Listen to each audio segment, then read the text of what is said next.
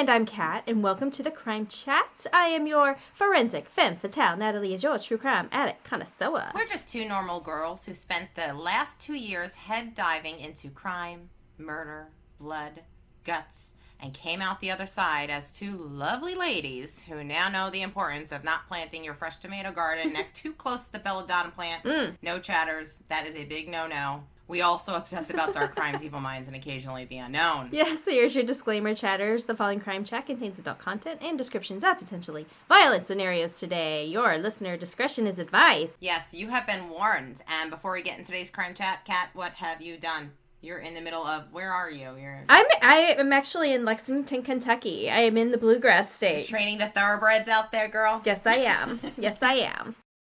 So I picked back up on You. I told you that the second half of the season 4 was coming out, so I'm a couple episodes into that, and it was one of those things where I was like, oh crap, it's on, let me put it on, but it was like 8, 9 o'clock at night, and I wanted to binge the entire thing, but at some point in time I needed to go to bed, so I watched a couple episodes, but I started watching that after I finished The Last of Us. That's what Paul recommended. Yeah, and did you see, because in the group chat, I sent a message to him, and I was like, okay, Paul, thanks. Like, how does it end like this? Yeah. Like, what in God's creation? Yeah. Unless HBO is getting ready to, unless they do, their slow releases, which it very well could be. They could be coming out with another episode. There was only 8. So I'm hoping that there's a little bit more, but it's good. It's worth the subscription. I should do it. It's good. All right. It's good. It's very apocalyptic. I think I told you, Walking Dead-ish, But instead of a virus, it's a fungus. Ooh.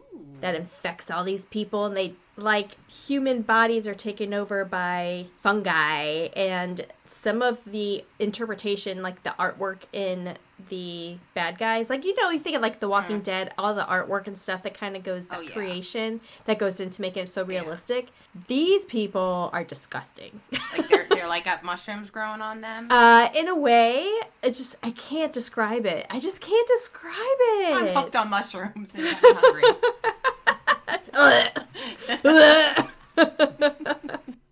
So I finished The Last of Us, and then I was like, oh, what else is out there? I'm up to date on Mayfair Witches. And then that's when I was like, oh, shoot, the second half of season 4 of You is out. Gosh, that's such a good show. Oh, my gosh. I think the first season of You, I was on the Joe train. I'm like, he's so handsome. There's something very dark, and, I get it. But then he lost it for me. I don't know. The first season was my favorite. I think and because it was so Dexter-ish. Yes. In a way, right? Very, I can understand why he's doing this. But I'm just... Can you? I don't know. I mean, being that obsessed with somebody that you would, put him in a cage in your basement. Yeah. But I don't know, I kept going with it, and I honestly think, I'm hooked on season 4 because there's a love story to it, but it's not just that, and I'm not gonna, how he's he's so hyper-focused on you being a girl that he's infatuated with? Yeah. The you is not, infatuation related. Oh, I gotta go check that out. Okay. So far, I think season 4 is the best, just because it gives it a little bit more of a twist. But that's me. That's me. Anything that gives me when I verbally say, "Oh shit," while I'm watching a show, it's got me. I'm hooked. Okay. What about you? You been watching anything? I've been binging a lot of Columbo.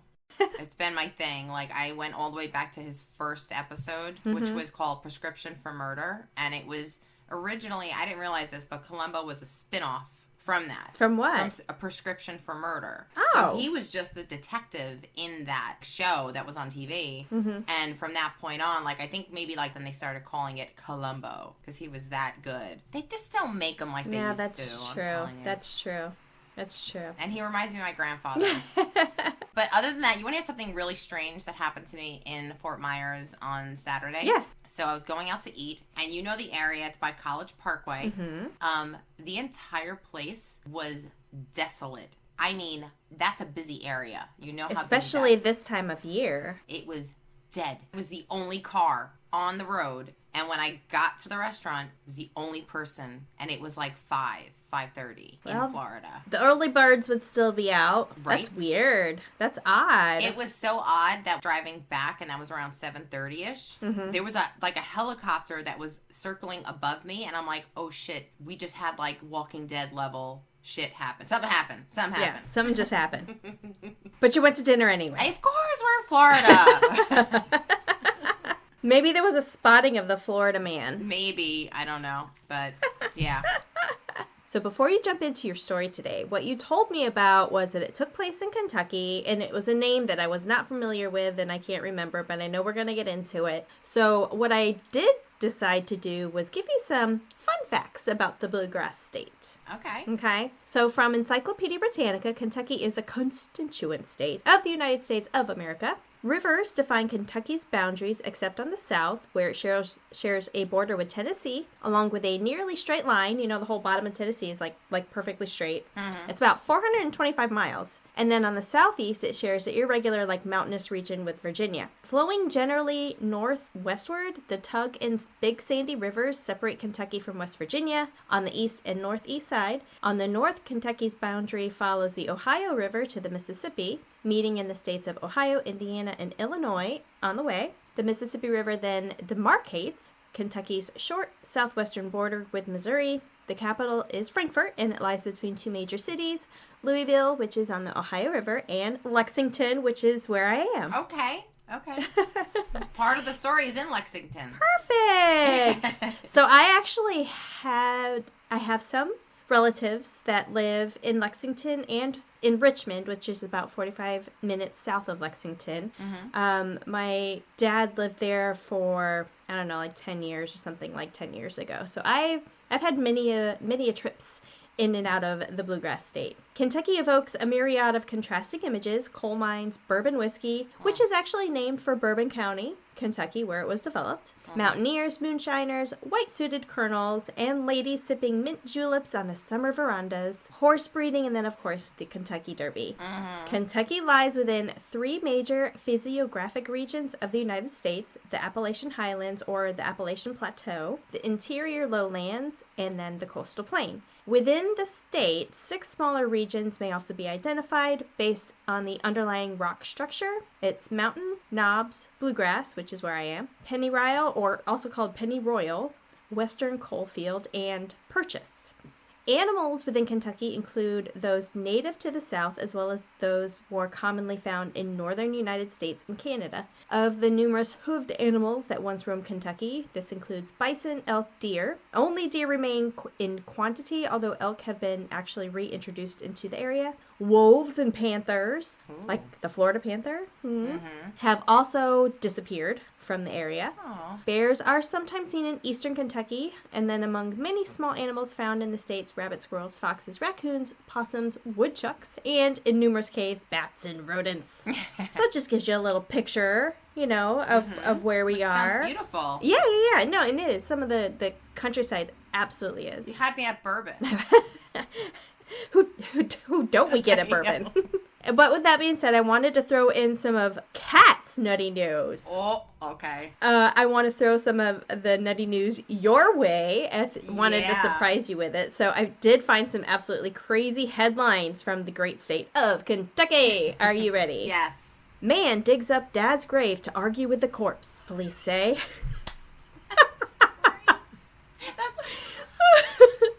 I have relatives that would do that.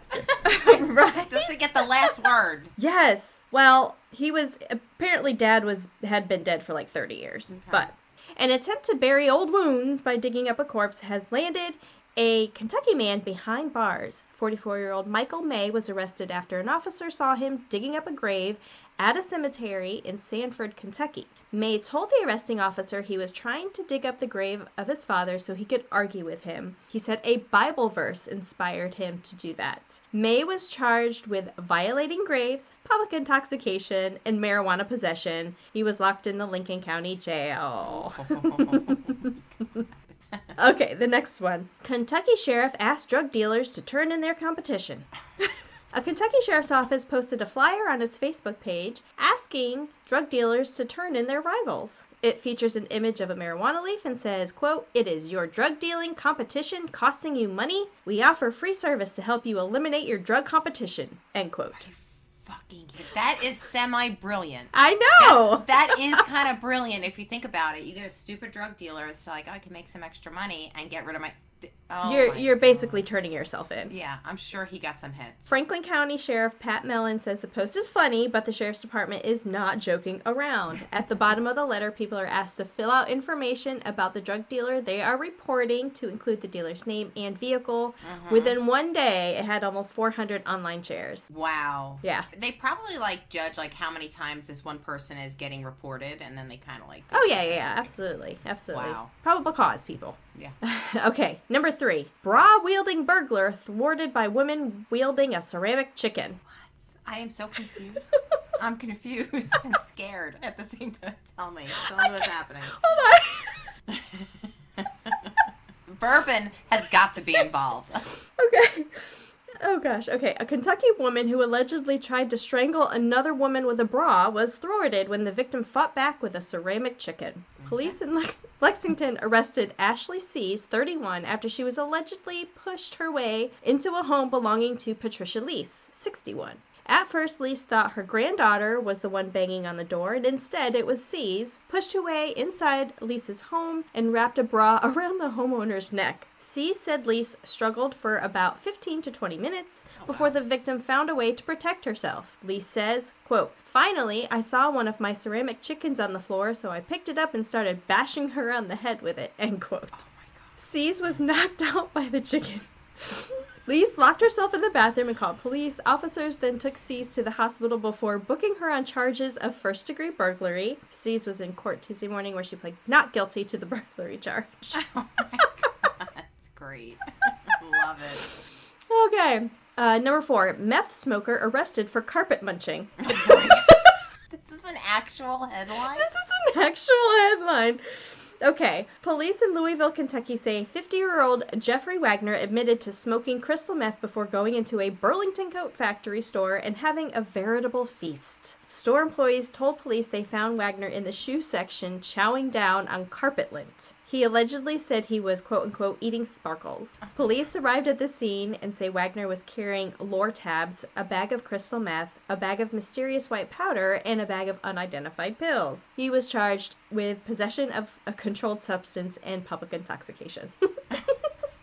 So when I saw carpet munching, I went completely dirty. Not literal. Right. I went dirty. Right. Yes. So I had to throw that one in there. Okay, this last one. Man had, quote, 2 pizzas to drink, end quote, before a car crash. All right. Okay. Louisville police became suspicious of an apparently confused man who said that he had, quote, 2 pizzas to drink, end quote, for lunch. Don Adams' car was in a ditch when officers arrived at 10 p.m. on a Saturday.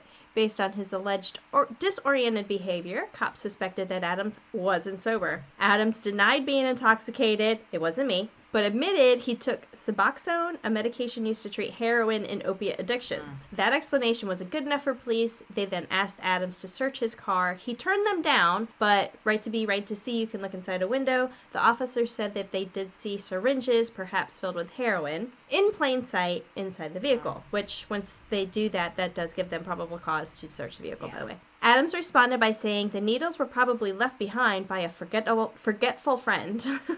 It wasn't me. Police charged him with possession of a controlled substance and drug paraphernalia. In Adams' defense, it's not entirely impossible to drink pizza. In Illinois microbrewery states Mamma Mia Pizza Beer, advertised to be the, quote, world's first culinary beer, end quote. The brewers steep real margarita pizzas into the mash to make the beer. What? So it's actually a thing. So maybe he did grind it up and drink a pizza or 2. But how would that taste? Well, I mean, beer and pizza kind of goes together. I don't know. I don't know. That's something you just have to try, I guess. Thinking an IPA or a lager. Yeah. Yeah, I don't know. Oh my God. So pizza beer is a thing. Anyway. Oh my so God. Those are some crazy Kentucky headlines I wanted to throw at you and see how crazy your story gets. Florida man has, seriously, has some competition here. Right? The crazies are in Kentucky. Let me ask you a question. Have you ever heard of Shayna Huber? No. Well, you're about to. I can't wait. You're going to hear a lot. All right. Shayna Huber was convicted of killing Ryan Christopher Poston. You ever heard of him? No. Well, let me tell you a little bit about him. Ryan Christopher Poston was born December 30th, 1982 in Fort Mitchell, Kentucky, to parents Lisa and Jay. Ryan was the oldest of three sisters, Allison, Catherine, and Elizabeth. He was the only son. So the dad's name was Jay Mitchell? Yes. I dated a guy, Jay Mitchell, in high school. Is he an older gentleman? It's not. No, we were the same age, and I'm... Okay. Poston family was very close, but in 1983, when Ryan was about a year old, his parents got divorced. Ryan's mom remarried to a man named Peter Carter. Ryan had a great relationship with both his father and the stepfather. He later changed his middle name to Carter to honor his stepfather, and his name was Ryan Carter Oh, well, Poston. that's sweet. It And is. I'm guessing the dad wasn't, like, mad about it. No, there was no toxic competition there. Good. Everybody got along really well. Good. Ryan spent his childhood in Fort Mitchell, Kentucky with his family. They had a small fortune and a strong reputation and many connections. The Fort Mitchell community recognized the Postons as a positive force in the community. His stepfather was a marketing executive for Procter & Gamble. Oh. It's a big company. Ching. Yeah. Family also traveled a lot for Peter's work, and before Ryan entered the 9th grade, he moved out of the United States with his family. Okay. Ryan's family moved to places like Asia and Europe, and while traveling, he was able to attend like these top-tier private schools. They were rich. They were very rich. Ryan went to the International School of Manila in the Philippines and graduated from the Geneva International School in Switzerland. His family would say that Ryan was known for his impressive intellect and love of learning. Oh, sounds like a sweet kid. You're going to love Ryan. You really are. After high school, Ryan returned to the United States for college. In 2005, he graduated from the Indiana University with 3 degrees. Wow. One in political science, one in history, and the other one in geography. He was a smart kid. Smarty. He was a smart cookie. Yep. Ryan went straight to law school. He came from a long line of attorneys. Ryan's grandfather and uncle were both lawyers. In the fall of 2005, while attending law school, Ryan's mother and stepfather let him stay in their condo, which was like 2 minutes from the campus. Well, I mean, if you're working overseas and you got this high-paying job and, you know, you're traveling and stuff, of course you're going to have a condo. Of course. The condo was rent-free for Ryan, so he had a roommate Sure. to come stay with him, so he wasn't alone. His roommate was Matthew Herron. Matthew would always say law school was not hard for him. He just got it. After 3 years of law school, Ryan graduated with his Juris Doctor in 2008, and then in 2010, he passed the Kentucky bar, following it up with the Ohio bar in 2011. This kid is smart. He's on his way. He's not sitting idle. 2012, Ryan set his sights on starting his own law firm in Cincinnati. Ryan's new Cincinnati office building would have been about 10 miles from his condo, which was located in Highland Heights, Kentucky. So Okay. I know how far that is from where you're sitting right now. About 90 miles. I hear the horses behind me. Sipping on bourbon. Nay. In addition to being known as being a smart lawyer, he was also kind-hearted. He helped a lot of people who were struggling and could not afford an attorney, so he did a lot of pro bono work. Ryan's new law firm focused on tort law, which is personal injury cases. Ryan's clients always stated that he treated them like family. Also expected Ryan to eventually run for Congress. Oh. I mean, to be honest, with a background like that. Very astute. Yes. They said when Ryan talked, people listened. No matter what he had to say, Ryan seemed to know everything, a little bit about everything. He really applied himself. In his off time, he loved to play chess, discuss philosophy, and his favorite drink was Woodford Reserve bourbon. You know that? It's in my liquor cabinet. It's my husband's favorite. Okay, Ryan was also super handsome. 6'3", dark brown hair, bright blue eyes. He always got the attention of beautiful women. Yeah. Ryan was now 28, and he had so many beautiful friends on Facebook, as you can imagine, with social media. He also dated a lot of people he met from Facebook that would slide into his DMs and stuff. Oh, that DM sliding. One of those women was Shayna Hubers. Shayna Michelle Hubers was 19 years old. She was studying psychology at the University of Kentucky in Lexington. She graduated cum laude and was pursuing a master's degree in school counseling. She also was super smart and boasted to have an IQ of 130. So do many serial killers. People would describe her as a go-getter, somebody who never took no for an answer. Oh boy, that's good and bad at the same time. And if she set her mind to something, she was 1,000% in. Friends also stated that she can be a drama queen when it came to boys and also rejection, and it was not something that she took very well. Also serial killers. Yeah. Okay, so this doesn't need to be technically negative when it comes to a certain attitude in order to serve her well at school, her academic career. All this helped her because she was very focused on herself, very focused on her studies. She was an honor student. She received many awards for academic achievements and leadership. Most of all, she was laser focused on wanting to be successful. She too had a very bright future, but unfortunately, everything changed in 2011. Shayna was Facebook friends with Ryan's cousin, Carissa, through random Facebook friend suggestions, which we all get every single day. Ignore. Ryan noticed her profile and some pictures. He was immediately smitten with the beautiful Shayna and reached out to her through Messenger. I'll show you pictures. Oh, so he reached out first. It's so sad. Yeah. Shayna was beautiful. Long brown hair, bright blue eyes. She loved taking pictures in her bikini on the beach. She was gorgeous. She was 19. She was living a great life. She was smart. She was motivated. I mean, you know. Living la vida loca. Yeah, she probably was very intimidating to other 19-year-olds. But Ryan was not 19. He was 28, and he was running a law firm. So. Maturity. Yeah.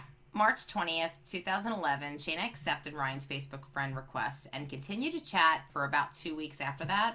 They decided to meet in person, and the first meetup was at her 20th birthday party, which was April 8th. The chemistry between the two was electric. Boogie, woogie, woogie. Some of his friends that joined him that night stated that they noticed her obsessive behavior immediately. She only focused on him and was cold to everybody else, which is alarming, but maybe it kind of played to Ryan's ego at the time. I don't know. Maybe. And like, I mean, I could see like her friends being like wanting to talk to her or whatever, but if people were there for her birthday party and you're only focusing on one person, I'd be like, all right, I'm out. Yeah. So they described her in the situation as unsettling and overbearing. But Ryan liked her and they started dating. It was somewhat of a long-distance relationship. Shayna lived in Lexington, 90 miles away from his condo, which was in Highland Heights. Okay. Maybe this is why he felt comfortable dating her, thinking that the distance may work, giving them their own space and boundaries. Yeah, let me focus on my work and then, you know, we can play later or whatever. Yeah, being able to balance. Yeah. Unfortunately, Shayna did not understand the concept of personal space, and her friends later stated it seemed like she was pushing Ryan to settle down with her. And Ryan was not ready for that. Ryan was like opening up a whole new chapter in his life. He was not doing the wifey thing. Like he was just like, not yet. Yeah. He's 28. And he's also starting a law firm. Right. The two saw each other occasionally, and they texted constantly. Shayna and Ryan appeared to be a happy couple for about 8 months. But in November 2011, things started to unravel. They broke up at least 3 times in 5 months. Family could see that the relationship was stressing Ryan out. His father stated she was more interested in Ryan than he was in her, and it showed. Sure. That's never good. Yeah. Ryan's colleagues reported that Shayna would constantly come around Ryan's office during a breakup when he didn't respond to her texts. So she'd be texting him like, where are you? He wouldn't respond because he wants space, and she'd just show up at his job, which was 90 miles away. You mean you don't do that? No? Oh, okay. Unless you got a pizza. Can we put that in a beer? I'll drive for cheese.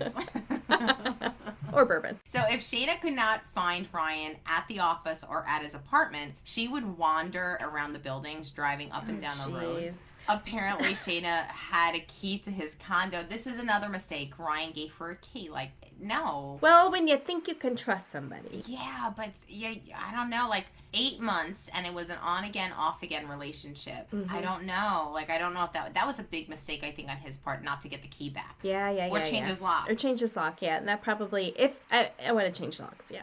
Apparently, it was common for her to just show up, open the door, totally unannounced, regardless of her relationship status with him. She just showed up, which is unnerving and unsettling. Yeah. This happened so often that Ryan did threaten to change the padlock on the door, but he never did. Keep in mind, this is not a quick trip for her. She would have to drive 90 miles. Yeah, that's not, I don't know. Not to get totally derailed here. Wasn't there a story about an astronaut that drove like some crazy amount of time? From Florida to Texas. With the diaper on. With the diaper on, yes, because there was somebody else that was in the picture. It was a love triangle type of thing, and she was trying to win him over. Actually, it's a really good story to do. She, had all the food that she needed. She didn't want to stop unless she had to put gas in her car, and she drove from like the Cocoa Beach, Cape Canaveral area all the way and was going to Houston. Houston, we have a problem. We do have a problem. A stinky one. Diaper-filled one. Yeah, you should do that story. She filled her diaper.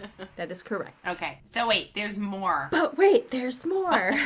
When she could not find Ryan, she would go to his neighbors, knock on their doors, and ask them, like, what bar was he at? What woman was he with? Like, she would just be, like, one of those people. So she went what we call batshit crazy. Batshit crazy. Yeah. And she texted him way too much. It was reported that for every one text that Ryan sent her, she sent him approximately 100 back. I don't know.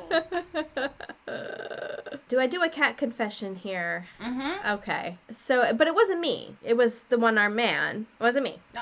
I was in a relationship. I had mentioned it with this crazy guy, for a while. Right. And I was out of the country, and however many hours ahead, trying to do work and everything like that. But you get so wrapped up in this emotional abuse and kind of manipulated into this not realizing what's happening. And the moment I realized that I was responding to him on average every 2 to 3 minutes while I was working, when I was in my... You hear the click, click, click, click. What is that? Bella. Click, click, click, click. She's like, you talking about me? She's like, me? But once I realized I was, like, responding to him every 2 to 3 minutes in a 24-hour period, that was the average. Yeah. I was like, whoa, too much. And thank God I was in a different country, because I always said if we were actually together, physically together when all the stuff was going on, he probably would have beat the shit out of me. And I know he's physically abused other women, so. Oh my God, how old are you when this happened? Ooh. Late 20s? Wow. Yeah. It's amazing what people put up with in thinking that they're in love. Well, right. Yeah. Or being, like, that controlling over somebody. I get bad dude vibes from Shayna in this story. Yeah. Jay, Ryan's bio dad. Okay. He would go to Ryan's condo to clean it and do his laundry about 3 times a week because, according to Jay, Ryan was a bit of a slob. He was just too busy, like, with his law practice and stuff like that. I mean, smart people usually aren't tidy. You're right.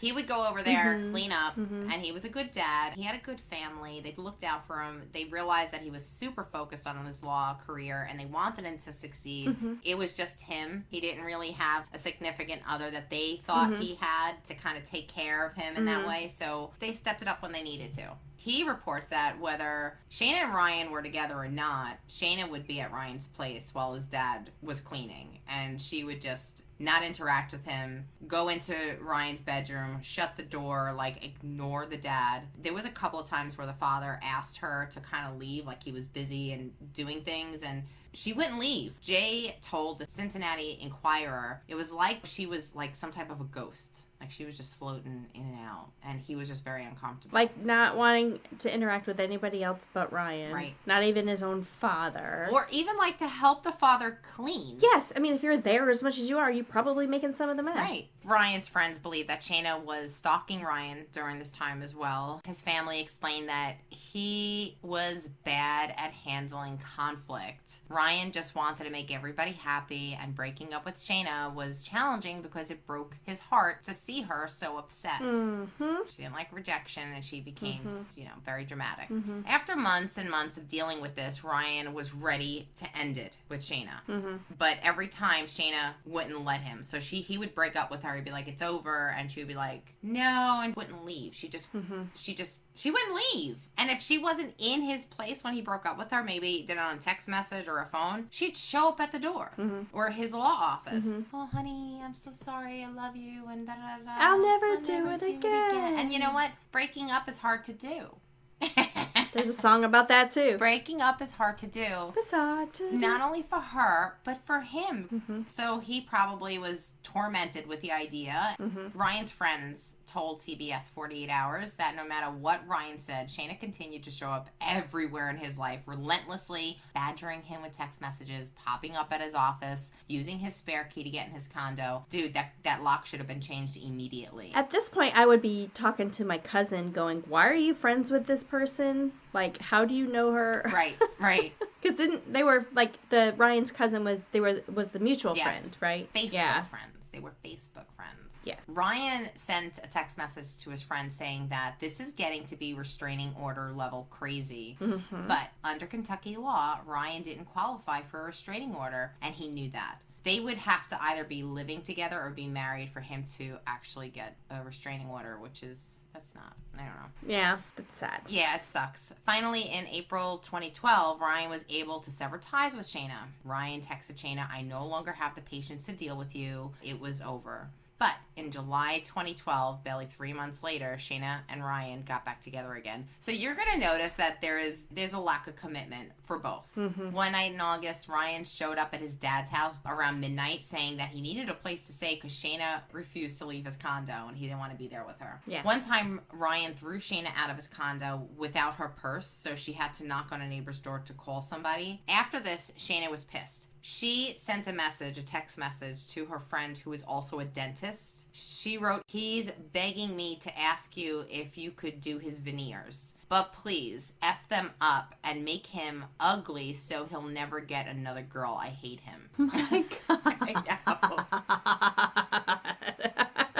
But by September 2012, Ryan and Shayna were back together again. Ryan confided in his coworker, Lori, asking her, how do you break up with somebody who doesn't want to break up with you? Lori told him to break up with Shayna, and if she didn't leave, to call the police. Sound advice.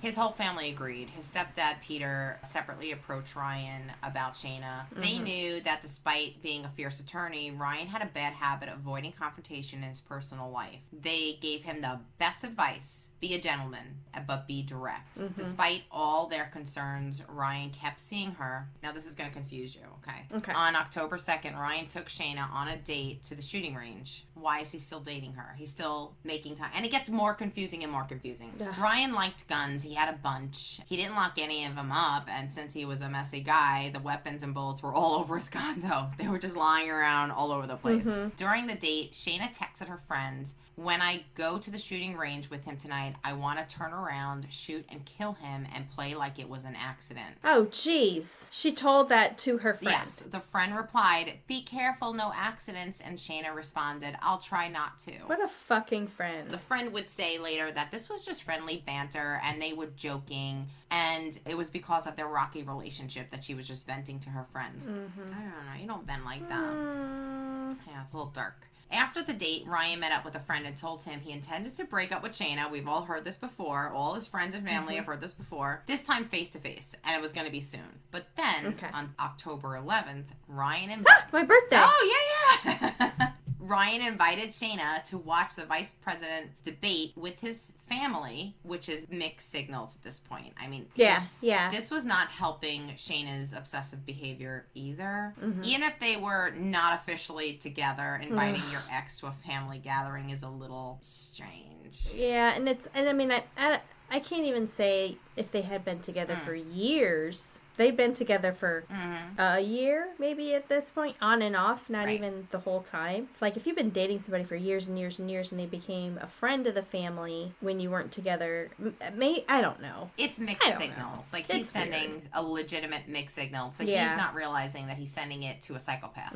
The night at the family's house started off great. They ate dinner together, then they watched the political debate. Ryan also had big news. He was dealing with a lawsuit from his former law partner, and he had settled it that day. So he had a lot of pressure off of him. His stepdad stated that he was the happiest he had seen him in months, and his life was really on track. But as usual, Ryan and Shayna ended up in a fight that night. The two fought so loudly that the neighbors heard them fighting through the walls, because remember, he lives in a condo. Right. By the end of it, Shayna seemed to get the hint that her relationship was over, though. There was a fight, but she was getting it. Okay. However, it was also a little too late for her to drive home.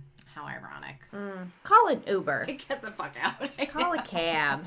Exactly. She stayed the night on Ryan's couch. She called her mother, complaining that she did not feel good. Sharon thought that she was having a stroke. Worried, Shannon drove from Lexington to Ryan's condo in the middle of the night. Like, this was like 3 o'clock in the morning. She arrived around 5. I guess she's driving like old lady drive, like me. Pedal to the metal, mama.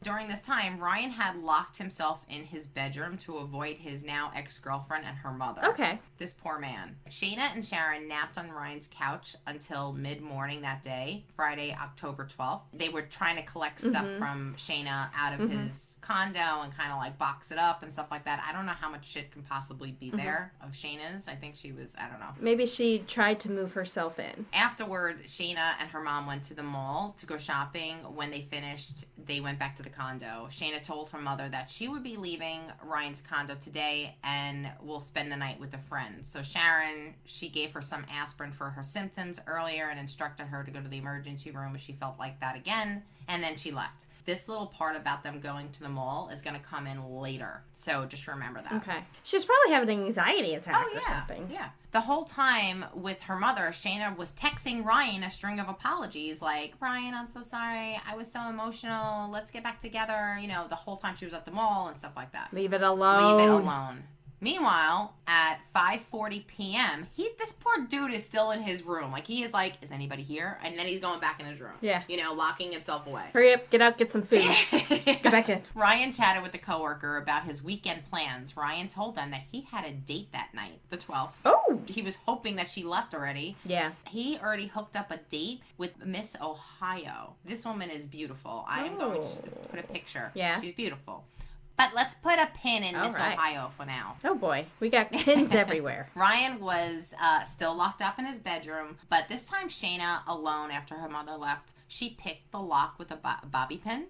It's not exactly clear what happened when Shayna opened the bedroom door. Shayna claimed to police later that she just opened it to grab her purse from the bedroom. And then she called 911. I wanted you to listen to it. Mm-hmm. Campbell County 911. Ma'am, I haven't,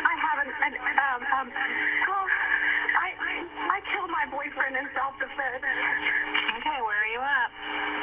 I'm at 12 Meadow Lane, Highland Heights, Kentucky. 41076. Okay, 12 Meadow Lane, are you in a house or an apartment there? It's an apartment, it's apartment suite 10. Is it Meadow, anything else, Meadow View or something? No, it's 12 Meadow Lane, ma'am, I killed him in self-defense. Okay.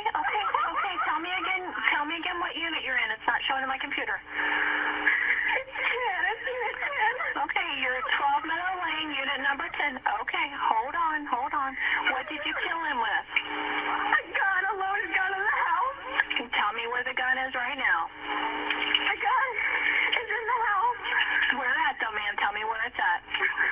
I laid it on the bookshelf. Where at? Laid on a shelf? On the bookshelf. Where are you? I'm standing about 10 feet from his dead body. Okay, are you sure that he is dead? He's dead, ma'am. He's completely dead. Okay. And how long ago did you shoot him? I don't know, 10 minutes, not even that long. 10 or 15 minutes ago? Yeah.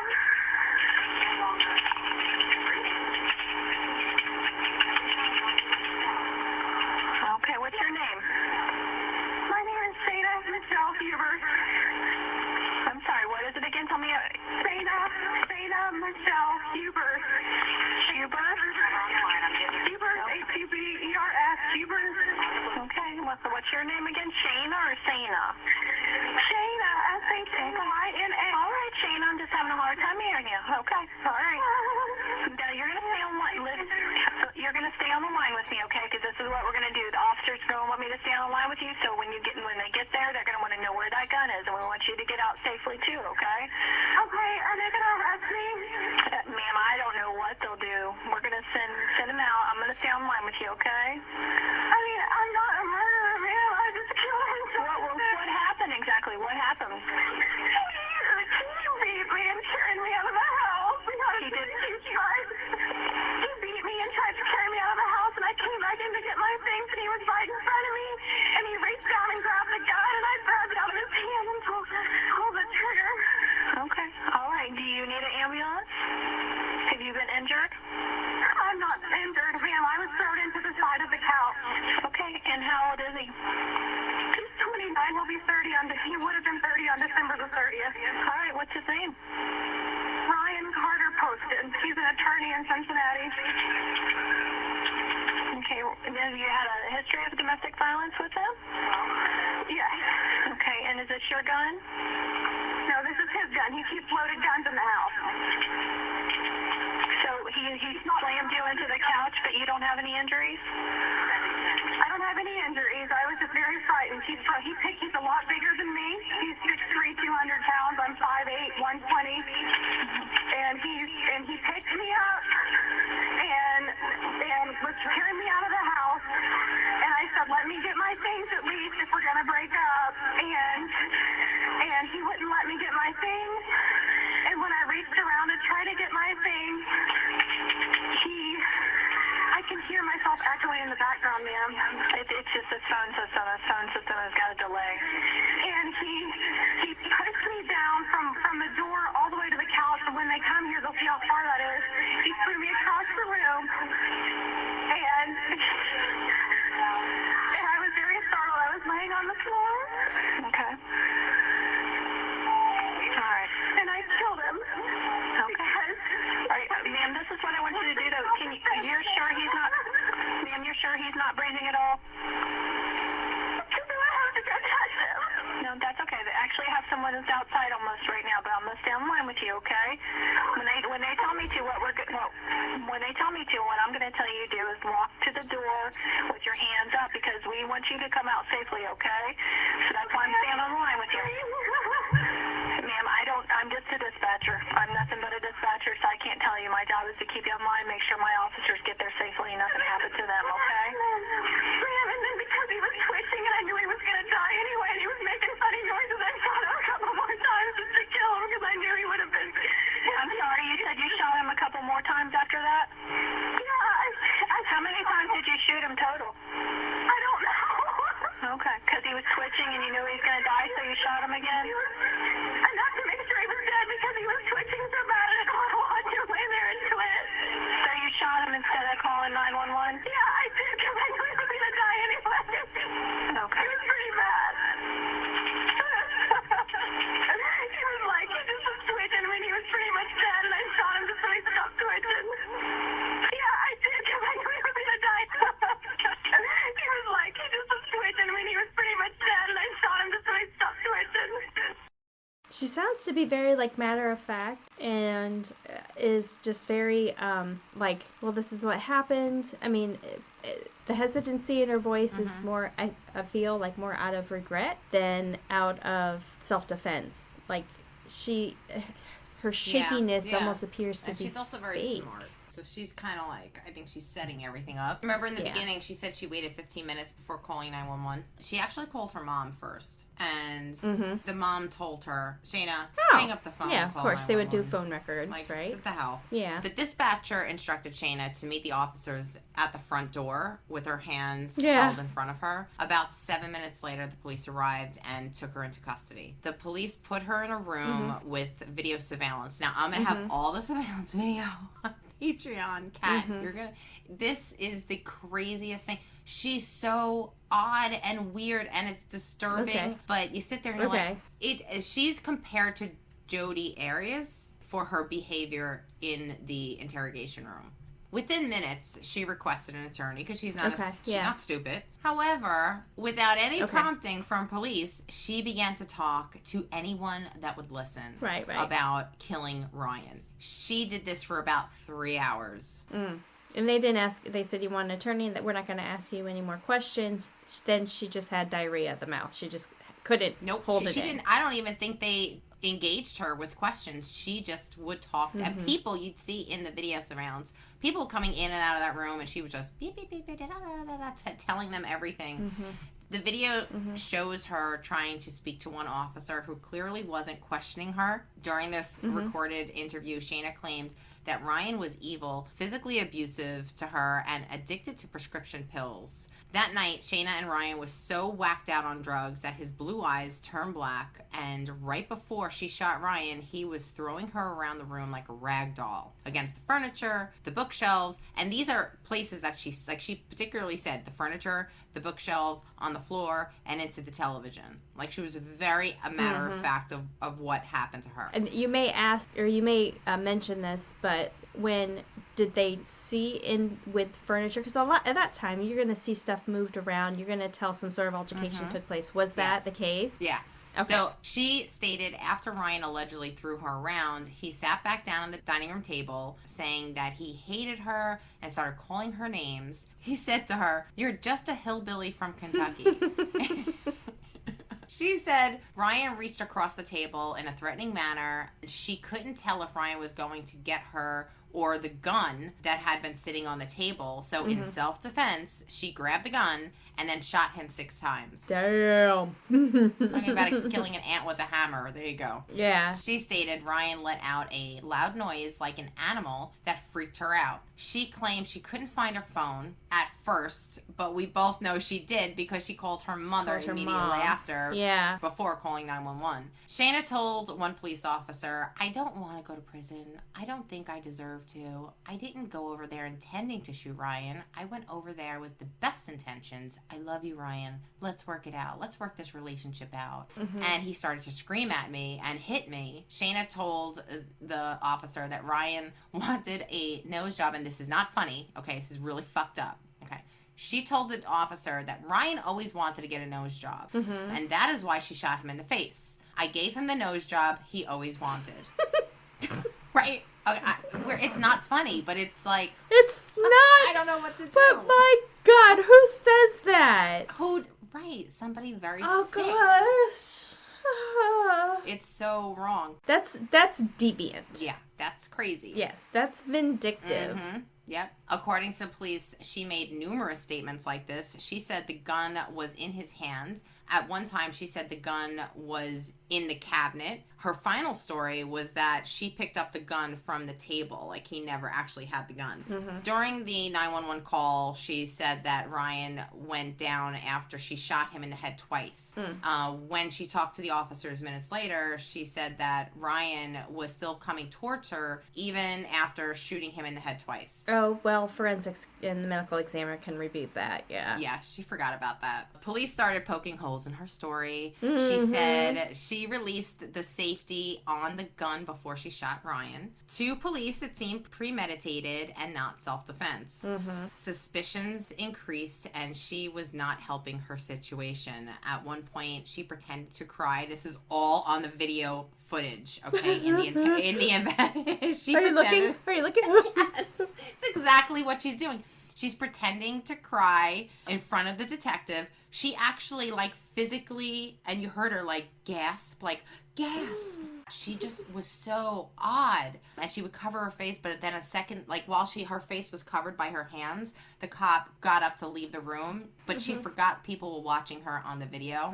And the minute he left the room, she was just like, next. Oh, shit. Well, it's funny because I have been part of, like, interrogations like that. Yeah. Where it's just so obviously fake. Yeah. But you know what? They dig their own grave at this point. Like, They keep do. going. Keep going. Just keep talking and keep acting. Right, and all of this is going to be used in their head, like, to the trial. So just keep doing what you're doing. And it was not lost on the police. They were recording the entire thing. And that's why we record. Yes. While alone in the room, she did pirouettes, she sang, she snapped her fingers and chanted, "I did it. Yep, it was me. I killed him." Just like nothing. Yeah. Back at the crime scene, local authorities found Ryan's body on the dining room floor. His shirt was torn. They collected the murder weapon, which was Ryan's .38 caliber handgun. According to police, the elements of the crime did not match Shayna's version of events. Shayna said before she shot Ryan, he threw her against like the TV, and she was very specific, against the bookshelf, the TV, and the furniture, and the couch, but nothing was touched. Yep. In fact, Ryan, being such a slob, worked in his favor. All the settled dust wasn't disturbed. Like, all the dust on the shelves and the TV, there was nothing there. And there was even Even if the furniture wasn't moved, if somebody bumped up against it, you would be able to see a wipe something. or something. Yeah. The way she was talking, like, there was a major struggle. And then there was a Hallmark card. You know how, like, you stand up your Hallmark cards? I mean, you blow and those things collapse. Yeah. It was still standing on the bookshelf of where she said she was thrown into. Things were just not adding up. Right. Photographs of the injuries were taken. She had like this little bruise around her wrist. She could have done this to herself. I mean, it was hard to even see looking at it. She had to point it out. Also, the items on the dining room table were completely undisturbed. It was strange since one of her stories, she said that she got mad and they scrambled for Ryan's handgun on the table. So you would think like nothing would be left on the table. Investigators found there was no sign of a struggle in Ryan's condo. Officer also noted that Shayna shot Ryan with an unlocked door directly behind her. There was nothing obstructing her ability to leave. The trace blood of at least one shot happened to be very close to Ryan's body, closer than shooting him across the dining room table. Okay. The authorities speculated that Shayna probably moved towards Ryan for the final kill shots. So I guess the range in which you're saying you shot him is wrong. You could have left. Okay, let's say he is attacking her. One bullet would stop him and you can get the fuck out of there. 6 bullets, that's somebody who's not intending to leave. Yeah, that's overkill. Yeah. Based on the autopsy, experts determined that it was likely that she shot Ryan 3 times while he was sitting. Then she shot him 3 more times after he fell to the floor. She shot him once in the forehead, once in the back of the head, once in the back, once under his arm, and twice in the chest. Oh, That's a lot. that is a lot. 2 of the shots caused major damage to Ryan's aorta.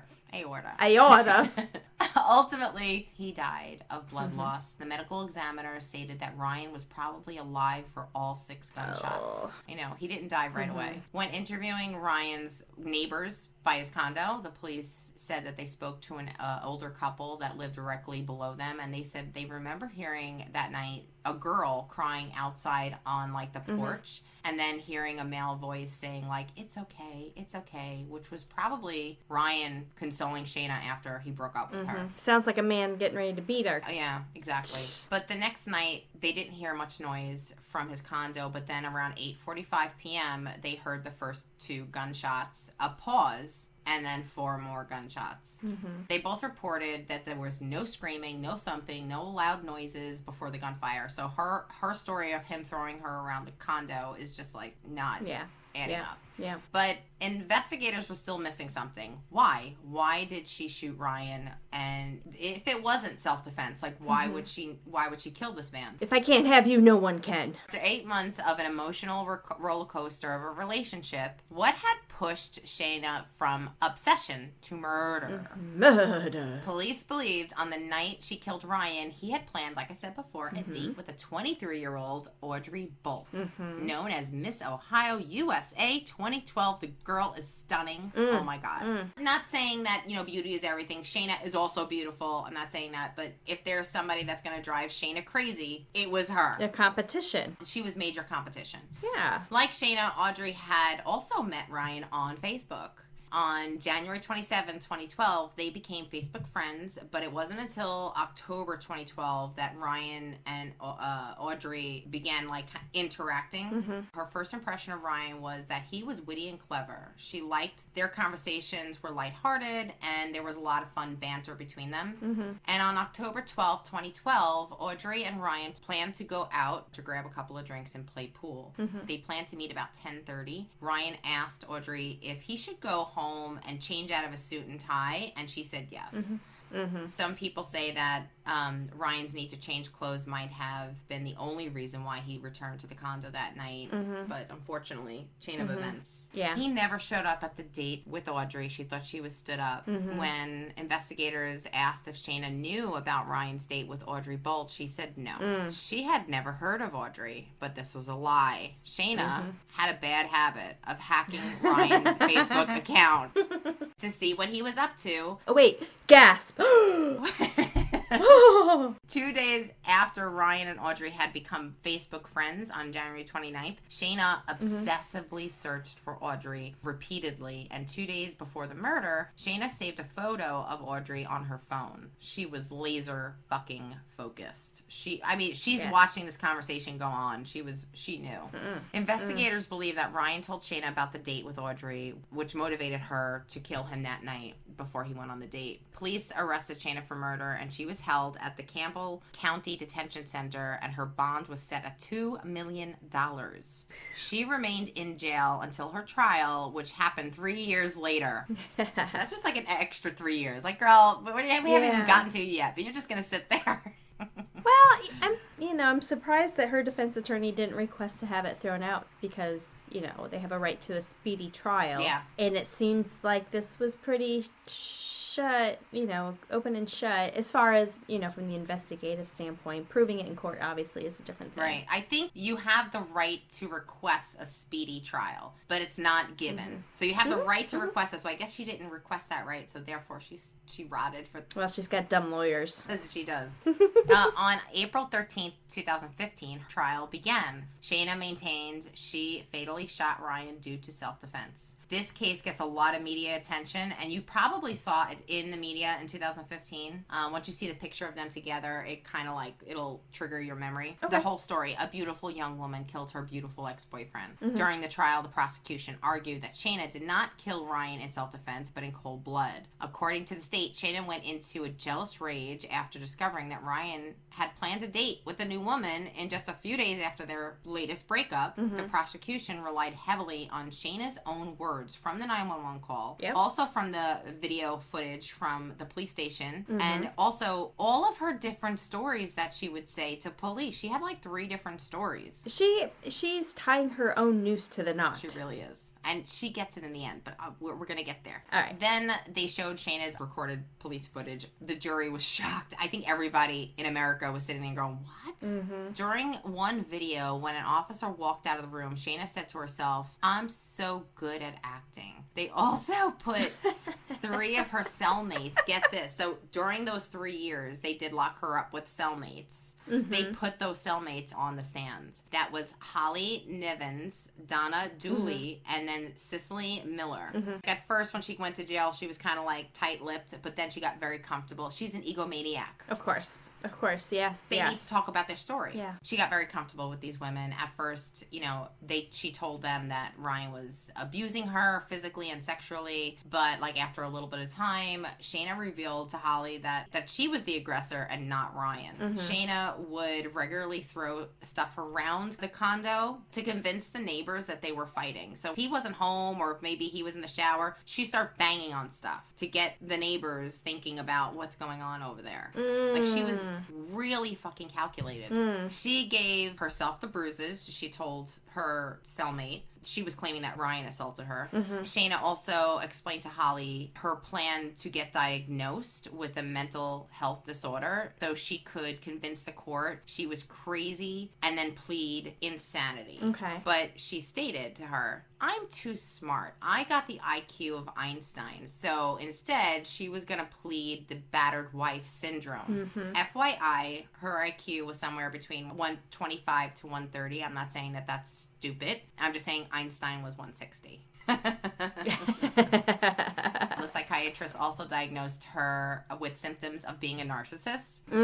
No. No. Gasp. Additional diagnosis included a personality disorder and bipolar disorder.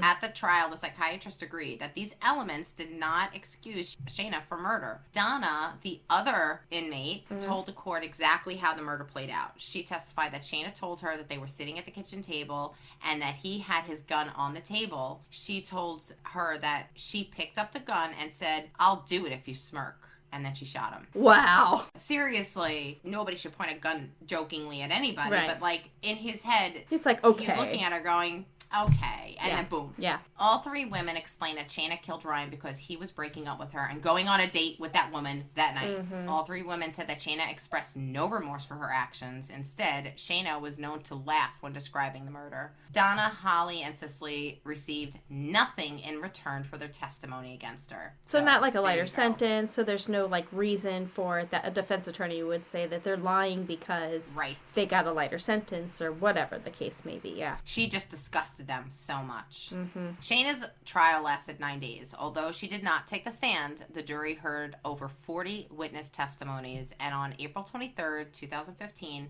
after deliberating for 5 hours, the jury convicted 23-year-old Shayna Hubers of murdering Ryan Poston.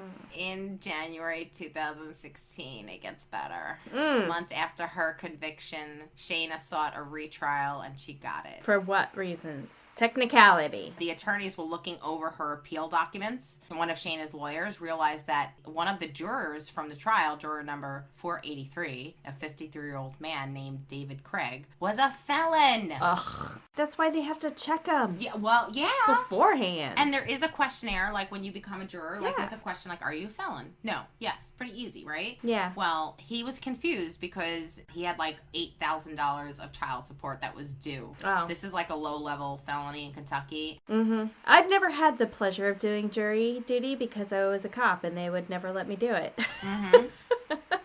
You know what? I've never done it either. No. Mm-mm. I've done mock trials, but I've never done a jury. Shayna was potentially going to escape prison time on a technicality. Bullshit. So it gets better. On October 25th, 2016, the Campbell Circuit Court awarded Shayna Hubers a new trial. The Ryan family was devastated. I feel so horrible for these people. Yes. Anytime a retrial is warranted due to a technicality, when the conviction is deserved, Yeah. right, then it's always heartbreaking. Yeah. Because it's reopening all, all these wounds and emotions that you thought this part was closed. Obviously still, missing your loved one and that kind of thing, but yeah, that sucks. Horrible situation. So that's a big fat one. Yeah.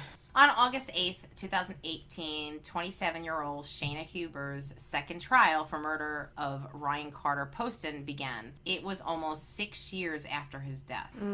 Now, when she was waiting for her second trial, was she still in jail? Yeah. Good. Okay. This time, Shayna did testify in her own defense, and it Okay. did not go well. I would not think so. Didn't you learn? She admitted to showing possessive and controlling behaviors in her relationship with Ryan. She agreed that when Ryan tried to end things, she would flood him with text messages even though he did not respond. So she's admitting to all this behavior. Sometimes she would contact him from a different phone because she knew that he wasn't responding to the other phone number. She would search his phone for evidence of cheating and then block other women from his accounts. Shayna's main defense strategy rested on revealing every detail of their sex life because she was claiming that Ryan was abusive. Sexually abusive, yeah. Yeah, and one of her claims was that he was so frustrated with her, he could not get her to achieve an orgasm. And he got mad about that? Yeah, because he felt like less of a man. Oh. That's her defense. He couldn't give me an orgasm, and he was pissed about it. Like, this is her defense. So I'm going to continue, so I would then force myself upon you to make you do it because you're going to be in the right I don't know. Yeah. Nice try. For the most part, the prosecution presented the same case. Shayna killed Ryan. However, the prosecution did bring in one new witness to to the table. On the day of Ryan's murder, remember when her mother took her to the mall? They actually got somebody to testify, one of the shop workers. They said that Shayna came into the store visibly angry and she was upset because her boyfriend was going on a date with another woman. According to the shop worker, Shayna said she was going to kill her boyfriend. Like, she said it out loud. And the witness said that the reason why she didn't come forward before is because she was working and she wasn't, glued to the TV. So, but then she heard about the case and then she came forward. On August 29th, 2018, after 3.5 hours of deliberation, the jury convicted Shayna of murder again. But this time, they recommended that Shayna receive life sentence. So originally, she was only getting 25 years. Oh, yeah. She just upped it. They gave her a harsher sentence. She's still in jail today. Good. She married one of her cellmates and is already divorced. She's just miserable. Rest in peace, Ryan. So Ryan's elementary school started a memorial scholarship in 2015. The donation is given to a 6th grader who demonstrates kindness, compassion, and caring for others. Aww. On the anniversary of Ryan's death, his family and friends gather at his gravesite. They pray, they share memories, they take shots of Ryan's favorite Woodford Reserve bourbon. Woodford, baby. Bottom line is Shayna Huber was a female stalker who made false accusations and claims of domestic violence and abuse. This is rare, but it's true. Only 3% of domestic violence allegations are false, meaning that 97% are true. According to George Mason University, 73% of men who experience female violence reported that the woman would threaten to make false allegations. So not only is the female beating down on the man, she's saying, if you do that, I'm gonna say you beat me. Right. Yeah. Listen, Ryan wasn't perfect. None of us are. He was definitely caught up in a cycle of a toxic relationship. Bottom line is he was smart, he was successful, he was handsome, and he did not deserve to die. So if this story reminds me of that Netflix My Lover, My Killer. Maybe they need to do one stateside because there's plenty of juicy goss. Plenty. So that's my story of Shayna Huber. Whoa! Wow. The first thing that pops up into my head, other than the whole My Lover, My Killer thing, is learn how to act, learn more what not to do, and don't do that. Right. Like, and going through, I learned how to be a good supervisor by learning what not to do by other supervisors, Absolutely. Right? Yeah. You want to be a good girlfriend, learn what not to do, and that's don't be Shayna.